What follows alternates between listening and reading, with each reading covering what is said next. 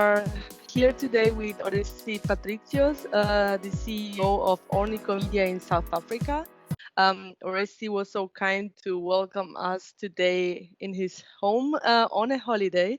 So thank you, Oresti, for joining our initiative. And maybe you can say some words about Ornico for us. Yeah, okay. Ornico,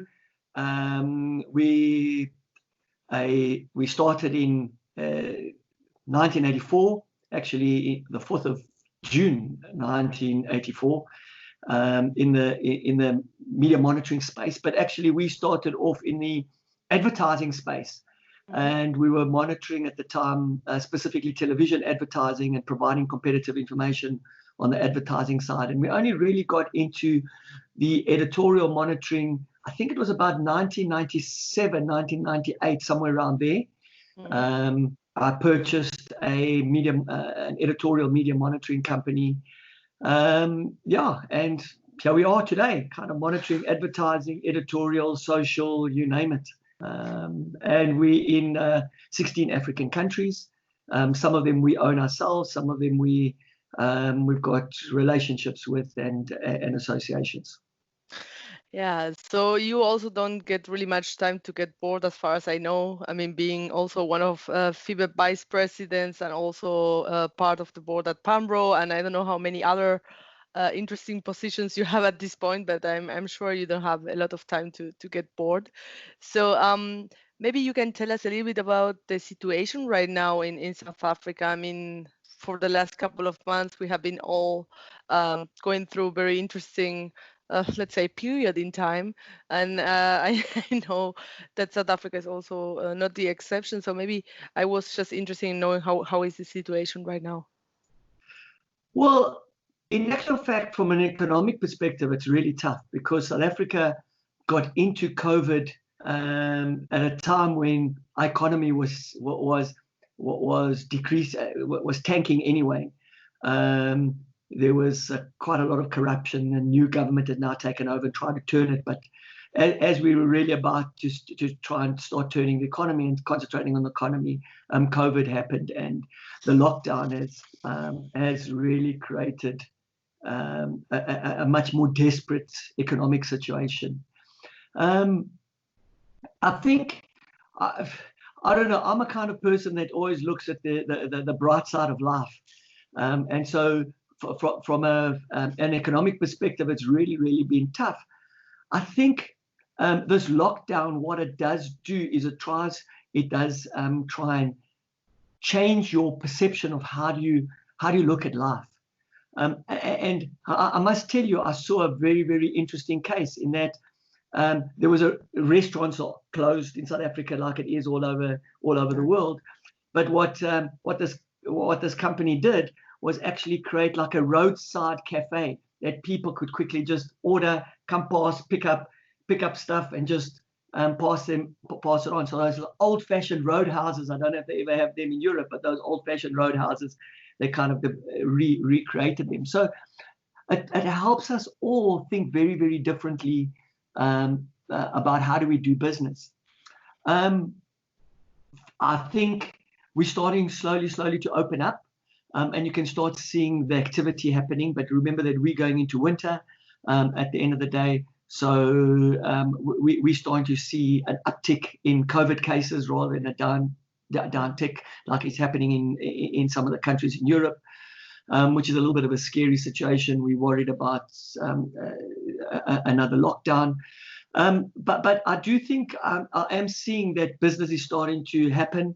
And there's more activity happening, and there's some really exciting things that are happening in the economy. So it's nice to see.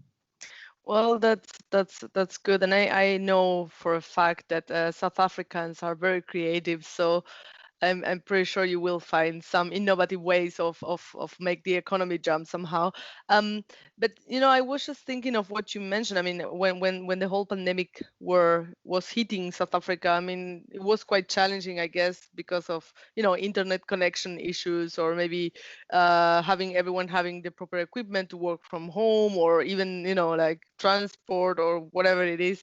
So I know that it might have been quite an effort to get everything up and running, but now, let's say after a couple of months, I'm pretty sure everything is smooth and working. Yeah. And when let's say when we got used to this new way, now that things are getting a bit easier, um, are you thinking about making some adjustments based on these learnings? I mean, in terms of your working organization, do you think you are going to leave people working from home, or are you planning on doing some, I don't know, co-working space type of usage, or are you thinking of going fully back to the office, or what is your feeling, or what are you planning on doing in terms of this working organization? So it's a very interesting. I mean, I found it fascinating, actually, that it was so easy to actually go offline. I thought it would be it would be a lot more problematic because we were given 3 days to go. We were given 3 days notice to go on the lockdown. Mhm. So it was kind of how do we get this going? And we were worried about the connectivity. And yes, in terms of broadcast, specifically TV and radio, on the editorial side more than the advertising side, but on the editorial side, it was really, really tough. But it was amazing how innovative people ultimately get. So because internet connectivities were slow during the day, you saw people getting up at 10 o'clock at night and working through to 3, 4 o'clock in the morning where the internet speeds were a little bit better. So it was really cool to see how, as an organization, everybody just worked together just to get stuff out for the client. We also found that we worked a lot more efficiently being offline, working from home. There's no doubt about it. So we're not thinking. We did a survey right at the beginning of the lockdown, probably about 2 weeks into the lockdown, Mhm. and about 96% of our staff said they love working from home or they like working from home. So only really 4% said no. I'm getting a sense that we're going to do another employee interview now, and I'm getting a sense that probably more people would like to come back to work because we can go back. And like last Wednesday, I went to work, and about 30% of our staff came in. We didn't ask them to come in, but they decided just to kind of come in Mhm. and say hi to everybody. So I think the way we're going to work is we are going to work a lot offline. I think we're finding it very productive, efficient, but we're going to be a lot more flexible. You don't have to be there from 9 to 5. As long as the clients get their alerts and everything out at a particular point in time, it's going to be a lot more flexible. So we'll probably give out 50% of our space, Mhm. and we're going to keep Oh. the other 50% specifically for culture sessions, for training sessions, for that kind of get-togethers, etc., etc., etc. And whoever wants to come into the office can come in. So that's how we're going to work it going forward. I find this actually quite refreshing, to be honest. From my perspective, I mean, we all have this work-life balance issue going on. I mean, we all experience what it is to be at home with kids and dogs and cats and and partners walking around and all that stuff. I think it's quite refreshing to be given this chance, as you said, to think a little bit out of the box, and now that we know that it's possible to work from home and that it works, to say, okay, we can maybe use our space in a Yeah. better way, maybe using it for, I don't know, conferences, or just giving it away, or even putting, I don't know, kindergarten, or daycare for the children. I don't know. I think it's great. It's a great opportunity.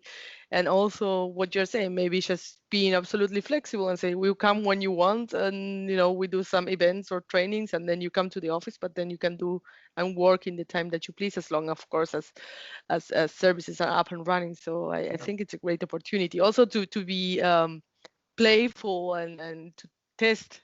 things. I mean, it doesn't Yeah, mean that what you decide now it has to stay forever. It can be yeah, just a test and trial and error, as they say. yeah. Yeah, no, So absolutely. But I do find that this, and that's why it was fascinating when I said to the guys, listen, I'm going to come in on Wednesday, and it's just fascinating how a lot of people then said, oh, I'm also coming, I'm also coming, I'm also coming. I think we do miss some of that human interaction. yeah, It's really efficient to be able to have these kind of meetings, but you still need the human touch. And you know me, absolutely. you've known me forever. You know what I'm saying? I really want to be able to shake people's hands, hug them, Yeah, really be a lot more human. And it was really tough going into the office and just kind of doing a crazy handshake, not even a real handshake. But it was nice to see. It's nice to see people and the energy. We organized like while everybody was there, we thought, wow, why don't we just buy some scones and have tea and just all get into one room and have an hour of a bit of a session. It was really cool. So you do miss some of those interactions, and I think it's important. Some of it will yeah. definitely come back in the future. There's no doubt about it. Absolutely. And talking about this, let's say just going into the communication and internal way of relating with your teams and employees, and of course also external, what changes do you plan on having? Are there any new structures that you would like to put in place? I mean, we were mostly working, I guess, using Skypes and GoToMeetings and Zooms and stuff like that. Do you think this is going to remain, I guess, also as a mix, I mean, Yeah. of these presential and digital kind of communication ways? I don't think this is going away. Or how No, do it's you definitely see it? not going away. And for us, it wasn't anything new. Remember when we're dealing with our partners or with the companies across Africa, we're not traveling there all the time. So we all need to engage with each other. So how did we engage? We often engaged with a Skype meeting or a Zoom meeting anyway, or Yeah, a Hangouts. So it's part of life. That's what yeah, communication is. So it definitely. wasn't really any different. It's just now it's it's been very disciplined in terms of, because it's very easy to say, I'm not going to have this meeting. Let me have a cup of coffee or let me walk around and not do something. You've got to be a lot more disciplined in order to be able to have engagements with your staff, because they also feel left out. So it's how do you still bring people in and still feel part of a community and still feel part of the family when everybody's not been part of the family. So we've got to, as senior management, as middle management, we've got to make twice as much effort to be able to engage with our people more than we did in the past, I think. Yeah, absolutely. And how about event management? I mean, I know especially you are often everywhere, let's say, going to conferences, going to different type of meetings and so on. I mean, how do you think that event management or attendance to events will change? Or did you, I don't know if you organize events yourself, but I guess you also do some type of workshop for your clients or stuff like this. Did you make the experience Yeah, of doing digital events? yeah.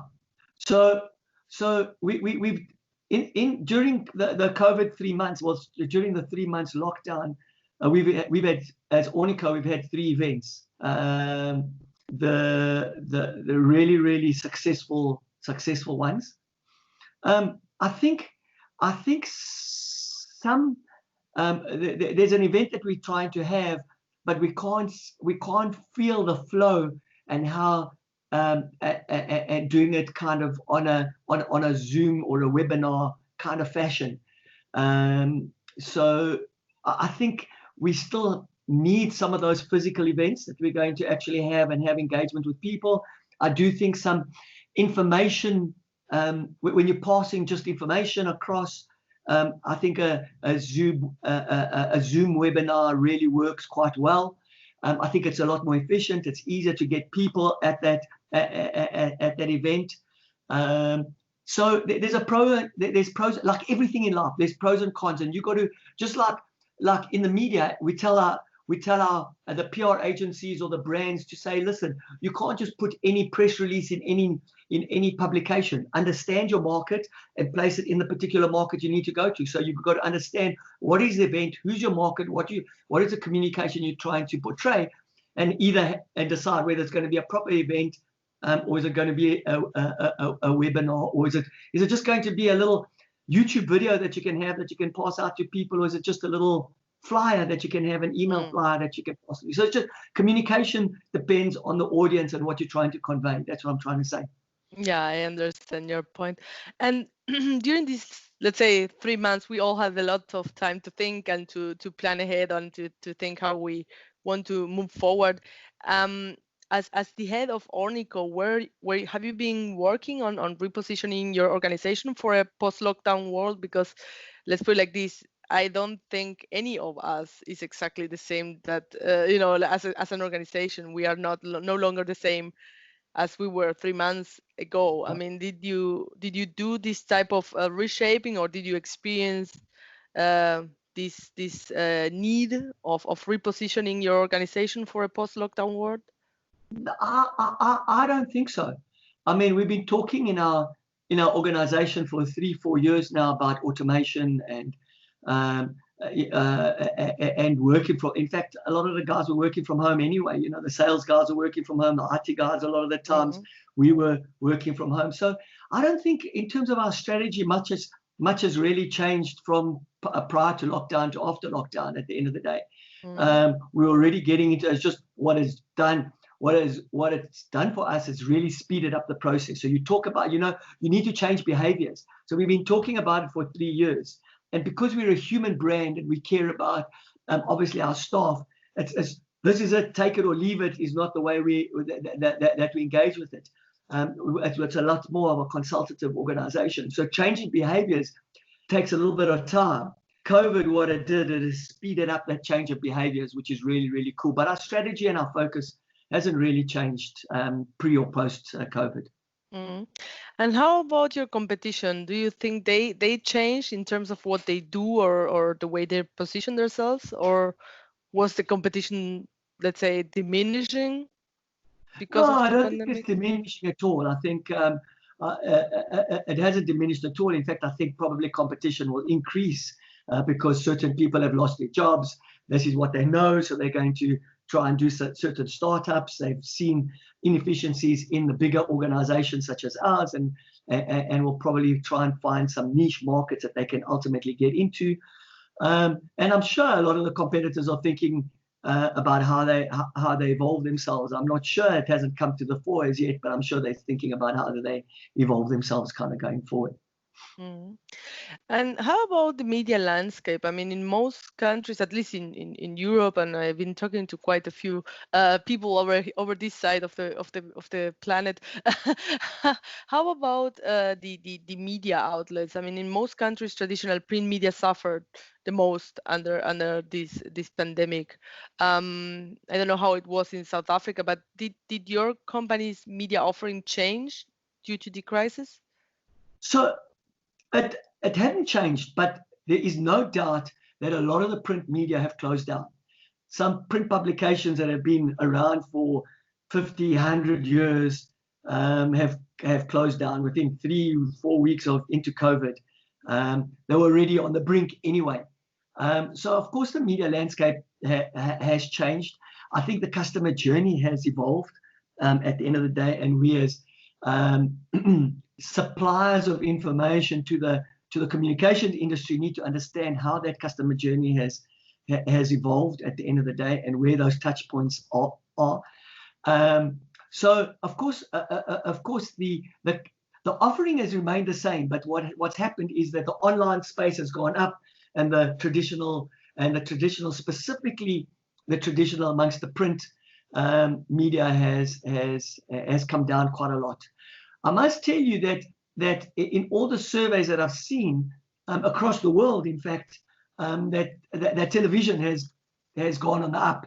So traditional television has gone on the up, which is actually fascinating to see, and kind of quite exciting. What is really interesting to see is what will happen to post-COVID.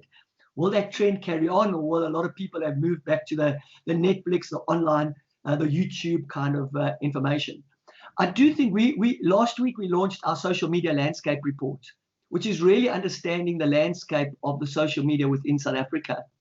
And it's fascinating how podcasts have been, when we interviewed when we interviewed people, how the podcasts have actually increased, how much more time people are having been able to listen to not only podcasts but YouTubes and utilizing different kind of media.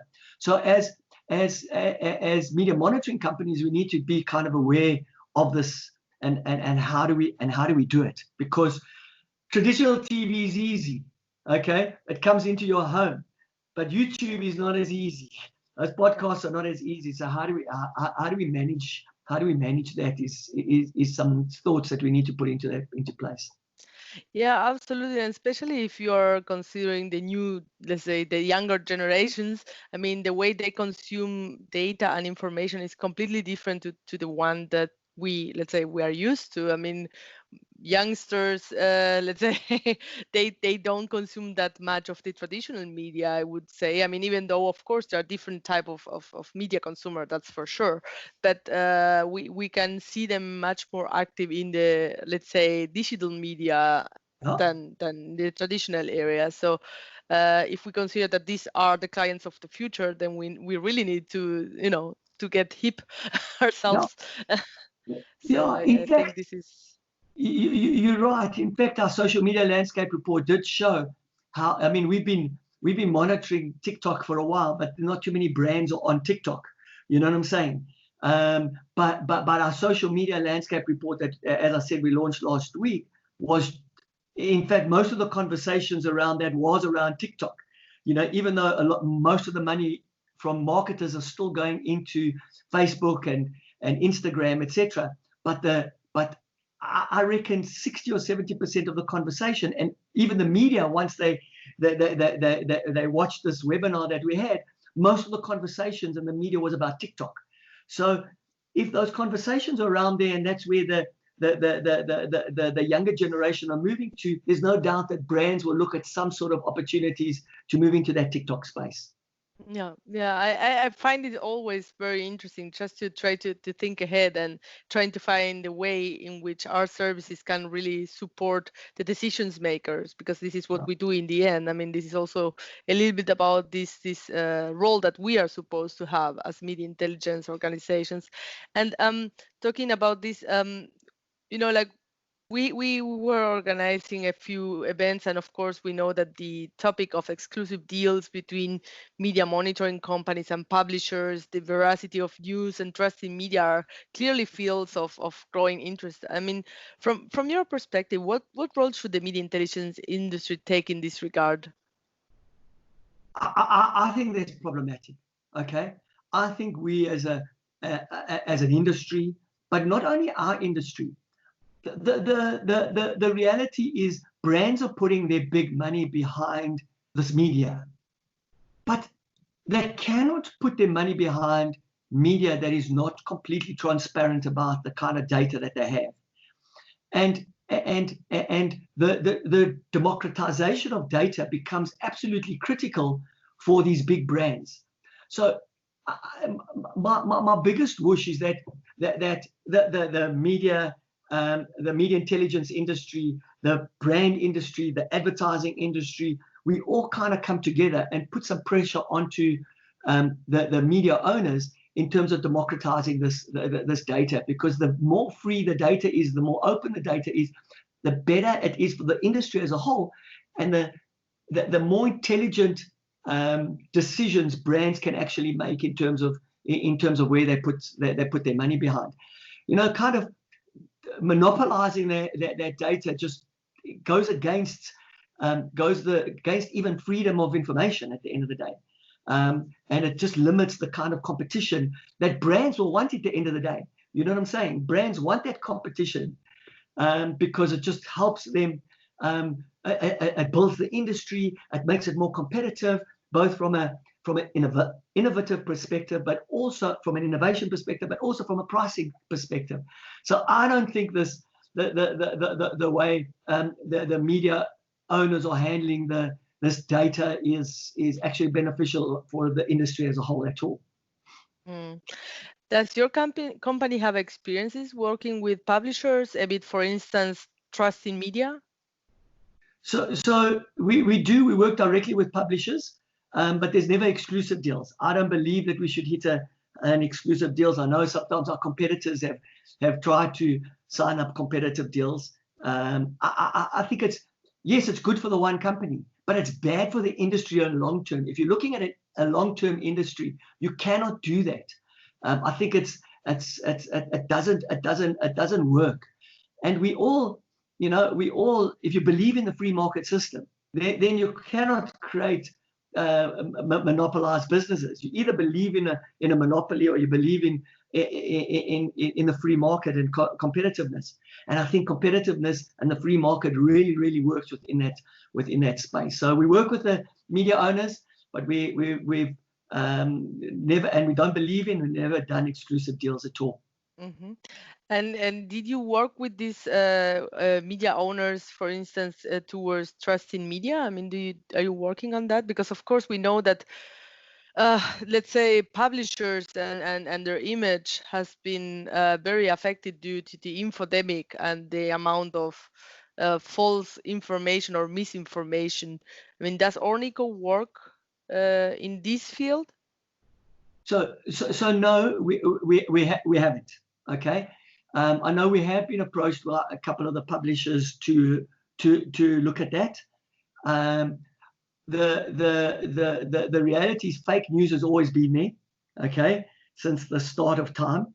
I think there is a huge increase of fake news. There's no doubt about it.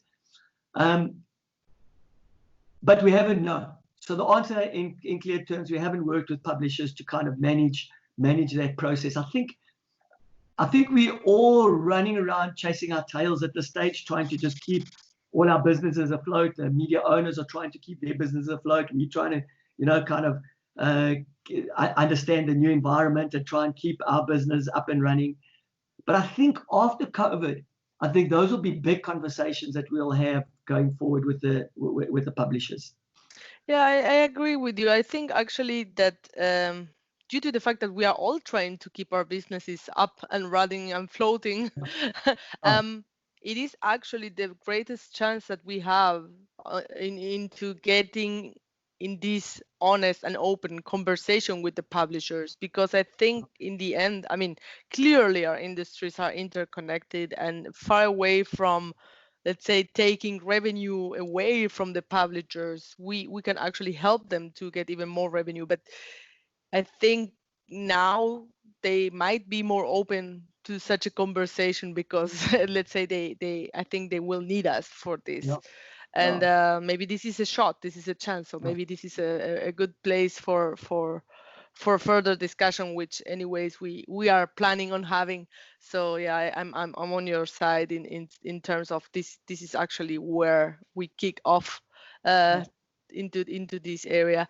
And was there a change on your service offering? I mean, many members of the FIWeb family have been launching different type of products that were of course related to this pandemic, but some of them are just, let's say, standard products, like, I don't know, maybe doing newsletters, which most of us, I guess, did, doing newsletters, sharing information.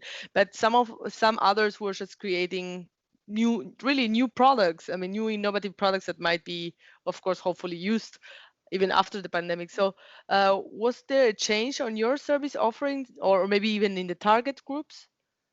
No.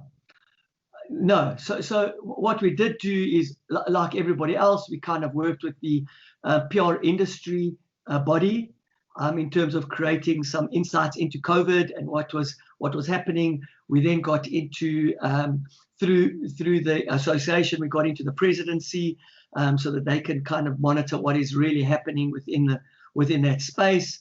But we haven't really launched new.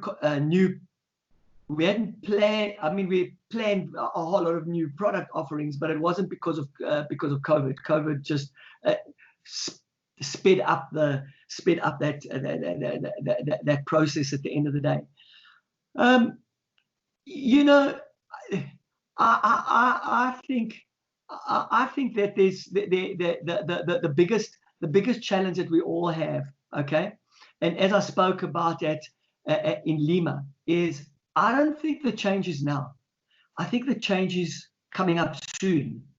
With 5G, I think that will change the media landscape dramatically and the data landscape dramatically, because it will give a lot more media opportunities, okay? Whether it's in autonomous cars, and autonomous cars become your lounge at the end of the day, whether you're walking past a shop front and a window becomes an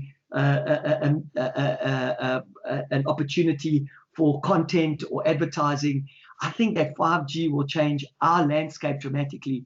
So we as media monitoring companies need to start thinking about the new 5G world and where the new touch points of the consumer will be in that new 5G world. That's what's going to make, that's what's going to really disrupt us. If we think that COVID has disrupted us, I don't think it really has. It's just made us adapt a lot quicker to the new world.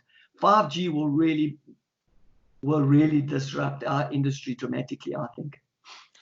Well, but maybe this is why, I mean, when we talk about, let's say, strategy, I mean, this is the big difference between talking about tactic and talking about strategy, right? I mean, when you talk about tactic, it's something that you do to get through the now. You know, this is the tactic that you apply now, and the strategy goes a little bit beyond, and it actually tries to plan these different scenarios and think ahead.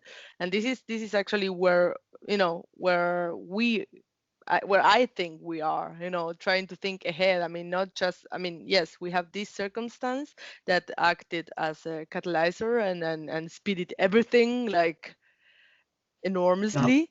But at the yeah, same time, what we're trying to think is, okay, where do we want to be after this? This is actually the big thing. And this is why I was asking about, maybe you have, I mean, you mentioned before you work a lot on brand reputation and brand management, and I don't know, even employer branding might be a thing, or maybe, you know, different, I don't know if you already do this, but you know, this might be things that are important to consider, because if we look at the fact that now everybody's digital, then now more than ever we need to look good digitally speaking. yeah. And so maybe this is a way to consider the new emerging sectors, I mean, for business. um, and then I don't know how it is in South Africa, but for example, what we could see is that, I guess worldwide we could see this basically, but everything that has to do the industry of the tech industry for working from home, let's say for remote working, grew immensely. I mean, they are the big winners out of this, I would say. I mean, there are a few others, but if you consider the emerging sectors, if any, in South Africa, I don't know if you talked to them or they contacted you, and if so, what requirements do they have? I mean, who are they and what requirements do they have? Well, the reality is the tech, specifically fintech. Fintech is really become huge. Remember that in South Africa we've got a huge amount of people that are unbanked. So how do you, and you know, if you are unbanked, how do you really get into proper into the economy in a really meaningful way? So those kind of areas have become quite huge. Obviously, the pharma tech industry is growing, and what's really interesting is that we've got a hugely young society. So the young society wants something different to what we do, I suppose. And I think there's a lot of my understanding, and we mentor a lot of young entrepreneurs, and it's really exciting to actually mentor these young kids, because they come from a different place. They come from left of center at the end of the day. You know what I'm saying? And they kind of hit you with these ideas, and it's a lot of the stuff hasn't really come to fruition yet. But I think things like blockchain, even the cryptocurrency, specifically in Africa, where there's a lot of trade of money going across different borders, and it's really difficult to pass money from one place to another. And sometimes you got to give cash to a taxi owner who's driving across the border, and it costs you 20 to 30% of your money to try and give it to your family. So all these kind of transactions, this kind of transactional technology from a finance perspective is really what a lot of the young kids are really talking about in terms of how they can help the industry plus some of the emerging players within the space. Well, I guess, I mean, now that you were talking about transferring money and stuff like that, I couldn't. I was just thinking about an article that I saw earlier today about WhatsApp and basically Facebook by extent, enabling the possibility of doing money transference through the app, and they are going to be starting in Brazil. So that's everywhere. But what I'm just thinking is, how does that affect to our industry and our business, because this is what we care about, right? I mean, how, like, are we going to be thinking of monitoring the evolution of these type of technologies, or what is it? How do you see the link? Well, I think some of these fintech companies are maybe small in market share, but they're not necessarily small in their vision, and they're not necessarily small in terms of the venture capital that they're raising at the end of the day. So we're finding a lot of these small niche digital banks are coming to us for information at the end of the day. I do think in the blockchain space, there's some opportunities specifically for media owners in terms of controlling their data, their content, make sure that it's not going into the wrong hands and that copyright is being paid. So that's kind of the stuff that we need to think of and see, how do we work with the publishers or work with some of these fintechs and pharma techs to really be able to monitor the content. Right. And now, if you could give a piece of advice to our fellow FIBEP members in terms of planning ahead or looking at the future that lies upon us, which would be your additional recommendations for our members? Again, I'm going to go back to that 5G. I think 5G is going to really, from a monitoring, a measurement, and an evaluation perspective, at the end of the day, is going to be huge for us. The problem is, most of us, just like when the internet came on stream, we knew for sure that internet was going to affect us because we were monitoring the traditional space. We weren't sure how that internet was going to affect us, but all of a sudden, you're starting to see the opportunities. So my advice to our industry, to the FIBEP industry, is let's keep an eye on the 5G and the kind of industries and the kind of stuff that 5G is going to project out there. And we need to keep at it and keep talking about it, because the more we talk about it, the easier it is for us to find those opportunities. At this stage, the opportunities are ethereal and they're kind of in space because you're not really physically seeing it. But you really need to start planning for it so that when it does happen, you're ready to be able to monitor that kind of space. But it is going to be very, just like internet was very different to traditional monitoring.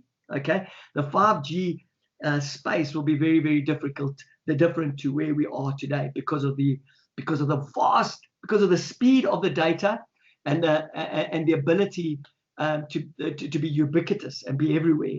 I think will be very critical for us. Yeah, definitely. I mean, normally this would be the place where I would be asking, how do you think FIBEP can help you to go better with this situation? But as a part of the board, I think you have a different perspective, because you know where we are at and what we are working on. And so maybe this is where you can say a little bit of what do you think is coming ahead. You're saying from a FIBEP perspective, or? Yes. So I work in the Alliance portfolio, which is really cool from our perspective. In that, right up front, you actually asked me about the copyright issue and about publishers working with certain entities. And why I'm really excited about this alliance is that if we can get this alliance really working well, we can work as a big industry to try and make sure that this industry works as a well-oiled machine at the end of the day, and has growth for all of us, and not only for a select few.